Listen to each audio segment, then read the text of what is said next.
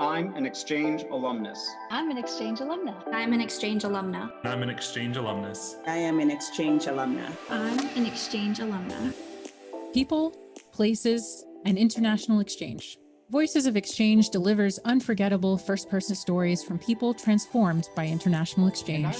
I remember learning how to cook. These exchange alumni share stories of growth, unexpected friendship, and career inspiration from all around the world. We are the Voices of Exchange.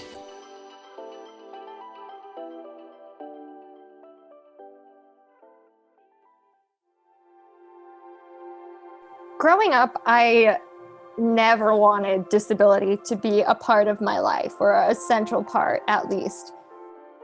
For our first ever episode, we traveled to Florianopolis, Brazil, with critical language scholar and disability rights advocate, Anna Landre. As we dive into Anna's story of overcoming cultural, language, as well as physical barriers in a new city, we come to understand that we are more alike than not. With Anna's efforts to fight for disability rights stretching beyond campus, we learn that such issues transcend borders and boundaries, and can contribute to bridging the cultural gap. You're listening to Voices of Exchange, a podcast of people, places, and international exchange.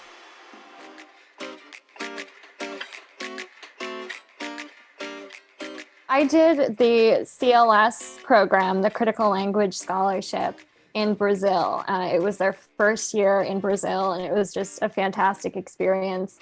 I first heard about it through Georgetown University's fellowship office. I'm a student there, and they send out these great emails about different opportunities. And I was just really excited about especially the fully funded nature of the program, because I am someone who doesn't have access to a lot of these paid programs. I wouldn't be able to afford them. Financial aid is a lot of times really shoddy. So suddenly I was looking at something that was fully accessible to me financially. And I was just so excited as someone who had just started learning Portuguese and was seeing them doing their first Portuguese program. I think I was also really drawn to their emphasis on inclusion. Like in the application, they had questions about, do you have a disability? How does your disability manifest? Does it mean how could you travel a certain distance on foot or in a wheelchair or something else like that? And it was really encouraging to me to see that they were thinking about this. One of my favorite parts of the program was that I was able to get in touch with a local disability rights organization. So right up my alley. And it was one of the program coordinators who helped me find it, because he kind of saw that I was struggling with the inaccessibility of the environment. You know, this was one of the least wheelchair accessible places I had ever been to, and that was taking a toll on me, you know, both physically and mentally. And so they were able to connect me with this organization, and I just felt at home immediately. You know, I was around other disabled people or other people working for disability rights, and I got to meet everyone in the office and talk about, you know, the state of disability issues in Brazil versus how things are in the US. And it's a connection that I still use. I still talk to them all the time. So that's definitely the highlight, I think, for me.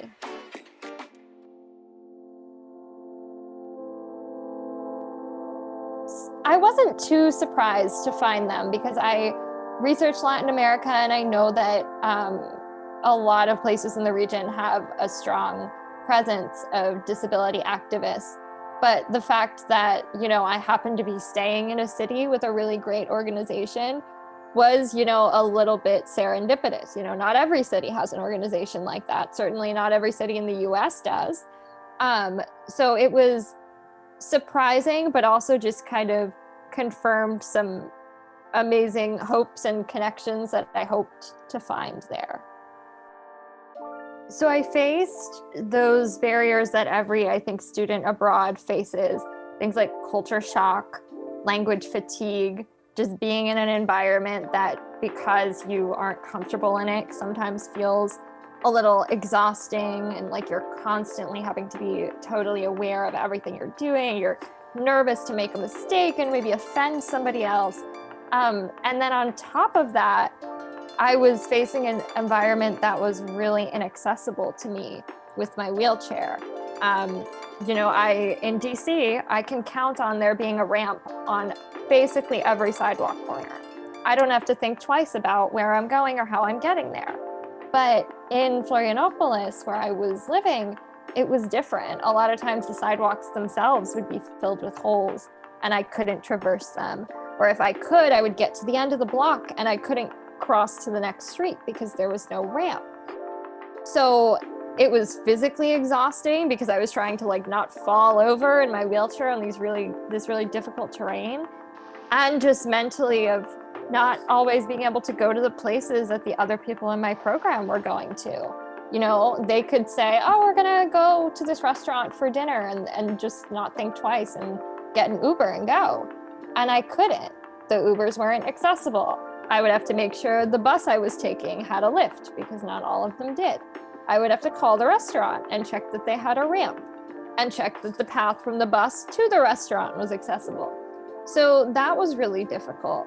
But I also think in handling that and in pushing through it to the greatest extent that I was able, I now have this really great confidence in myself to handle difficult situations, that I can be independent in even those really tough environments.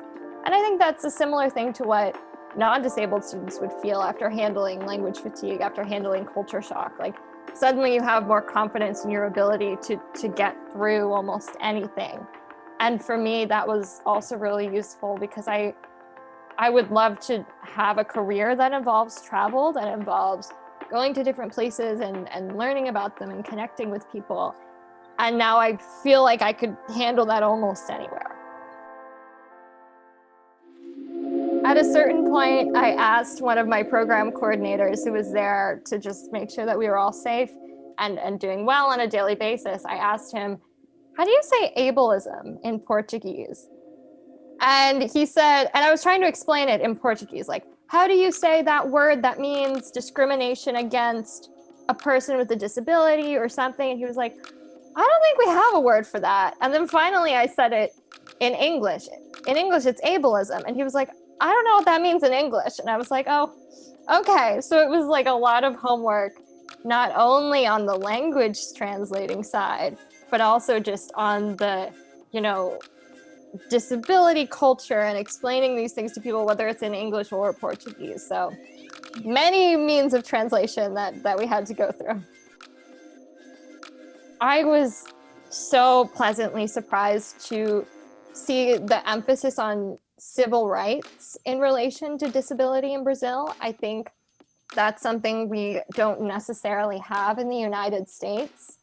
Here, when we talk about disability, I think it's more often tied to healthcare or charity or something like that. It's more of a charitable model.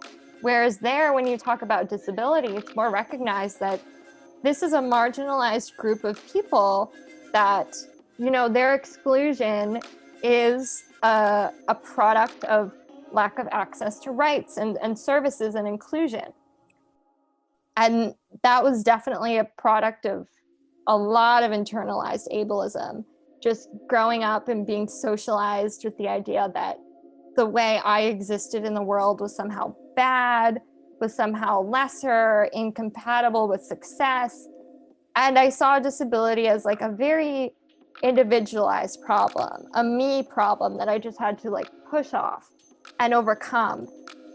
And then as I grew up, particularly in high school and then rapidly in college, when trying to reach everyday milestones that my peers could reach without a second thought, going to college or driving for the first time or getting their first job, I started to see that every time the things holding me back weren't my disability, it was things like social stigma, lack of access to a building or lack of access to a certain piece of healthcare or a discriminatory law.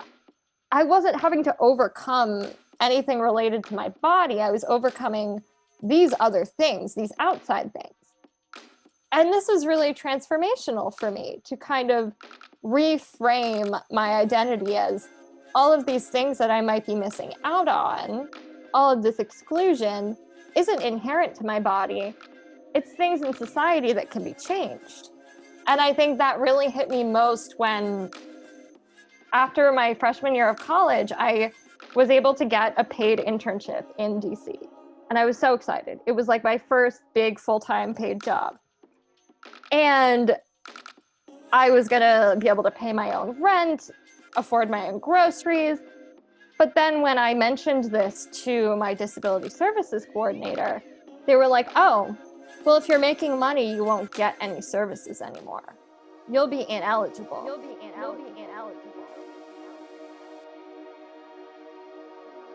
So essentially, the system creates this poverty trap that was threatening my life. By accepting this job, which I had already done because I didn't know, these regulations, I was looking at getting all of my services revoked and not being able to go to school or live independently or do any of these things. And this, in my opinion, is one of, I think, the biggest disability rights issues in the US right now, this sort of poverty trap. And through a lot of advocacy, I was able to get the state to let me keep my services. They basically made an exception because I was reaching out to reporters, to my local officials. There was like a bit of outrage, and I had a lot of allies working for me. But they still haven't fixed it systemically. They gave me an exception and sent me on my way and haven't budged for everyone else who's being affected by this problem. So I think that was my first kind of light bulb where this is an awful issue of exclusion, of oppression. It's systemic. And I feel like I have a responsibility to other people in my community to kind of work on these. And to us, they're simple fixes, If you ask almost any disabled person, they can tell you ways to change the law or change their environment to make things easier. And I think those of us who can have a responsibility to do that so that the next generation of people with disabilities don't have to face these things and we can have better equality and inclusion. On a personal level, first, I'm hoping to graduate, finish my undergrad this spring. And in the midst of the pandemic, I've been working a lot on disability rights policies in connection with COVID-19. I've been interning with the Partnership for Inclusive Disaster Strategies, which is the only organization in the US that works on disaster relief from a disability-centered perspective. And too often in these disaster situations or in any conflict situation on a broader scale, disabled people are just thought of as expected losses. And we're trying to change that. And I've been lucky enough, because of my background in Latin American studies and because of the fact that I speak Spanish and Portuguese, I've been able to work with the partnership to start expanding our scope outside of the US to other places in the Americas, to the Caribbean.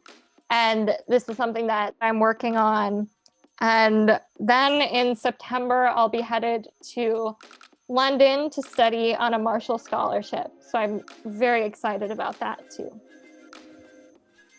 I was really interested in applying for the Marshall, partially because of the UK's strong history of disability rights. They have a really active disability community. Nonviolent direct action in particular is really big, and that's something I've been involved in the US, but would love to learn more about. And so I was thinking about that and the fact that the UK and its academic community is a big leader in international development studies and has a lot of connections to the global South, and thinking, wow, this would be a really amazing place to be. And so in applying, I was looking for places I could be where I could not only have a great academic program that fit my academic interests, but also outside of that, be be in a location where I would be constantly in contact with the disability community. And London was an amazing fit for that. Humanitarian emergencies. So again, I'll get to do work on ensuring that disabled people aren't just viewed as expected losses when something goes wrong, that we're implementing these means of access and support in disaster situations or conflict zones to support this really large portion of the population. And yeah, I'm just really excited to go. I've never been to the United Kingdom, so it'll be another exchange experience for me. I'm really lucky to be at Georgetown, where we have a disability studies minor and a disability studies program, which is absolutely fantastic. You know, the faculty is doing really exciting work in the classroom and activism-wise on policy, and that having access to a program like that really informed the way I do activism. A big new trend in the disability community is the disability justice movement, which not only works to change laws and change legal structures, but also to center the voices of the most marginalized people with disabilities and to work from the ground up in getting rid of social stigma. Because I think what we've seen is that you can change laws anywhere in the world. And if the social stigma hasn't evaporated too, if you haven't changed people's preconceptions about disability, those laws aren't going to be implemented. So having access to this academic atmosphere where we're talking about theory and we're talking about the best ways to approach a problem and attain justice for the people who need it has been amazing outside the US. So it's really lucky that I think it was either my freshman year or the year before I started at Georgetown was when this program began. And I didn't even know about it until I got there. So it was really serendipitous. And of course, Georgetown has a really, really strong foreign service atmosphere. I'm in the School of Foreign Service. A lot of our faculty has experience, whether working at the State Department or working in international development, policymaking, and they bring in a lot of real world experience and issues to the classroom and are just so inspiring about telling us the urgency of being global citizens and in ensuring that we're constantly working to make the world a better place, and being great at telling us how to start. So I'm definitely very grateful to the Georgetown community, especially. First of all, to absolutely try and do it, even if you're a little bit unsure. When I went to Brazil, wasn't really imagining having such an academic or career focus on Brazil. And being there and getting the sort of experience and cultural competency that I got changed my academic trajectory and my career trajectory. So absolutely try and go on an exchange experience. It'll really open up your world and the things that you think are possible. You'll meet amazing people who hopefully will stay with you and will stay in touch throughout the course of your life. And I think while you're there, just try and get the most out of it. It's really hard when you're on an exchange to kind of remember to keep going and keep planning things because you're exhausted all the time. You're in a new place, you're speaking a new language.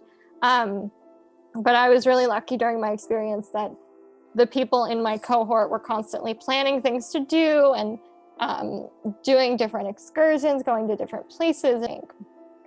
And then finally, I think it's important to just go into it without a lot of preconceptions, or just knowing that a lot of the things you think might be disproven and might be wrong. Because as people from the global north, from the US in particular, we probably have a lot of stereotypes about the places that we're going to. And it's important to ensure that you're not speaking for anyone that you're being conscious of your place in the world.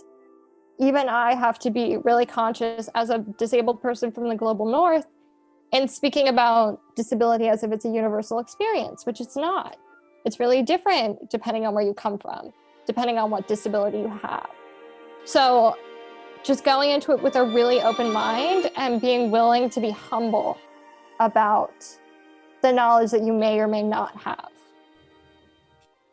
I don't have a particular career in mind yet. I would really love to, work in the UN Office of the High Commissioner on Human Rights and working on the CRPD, the Convention on the Rights of People with Disabilities.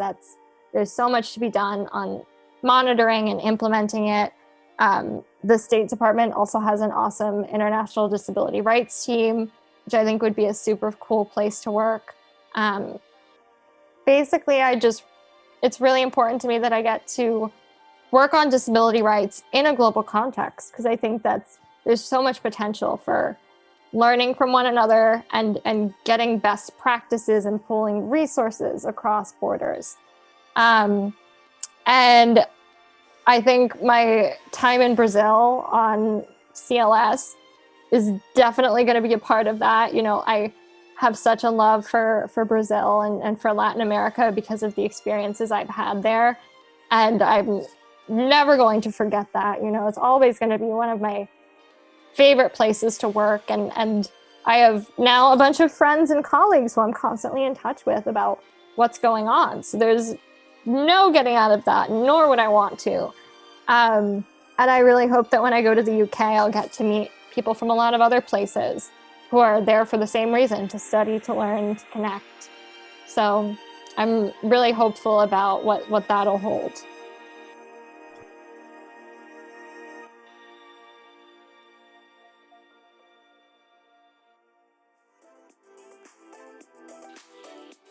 Thank you, Anna Landre, for joining us in our inaugural podcast episode.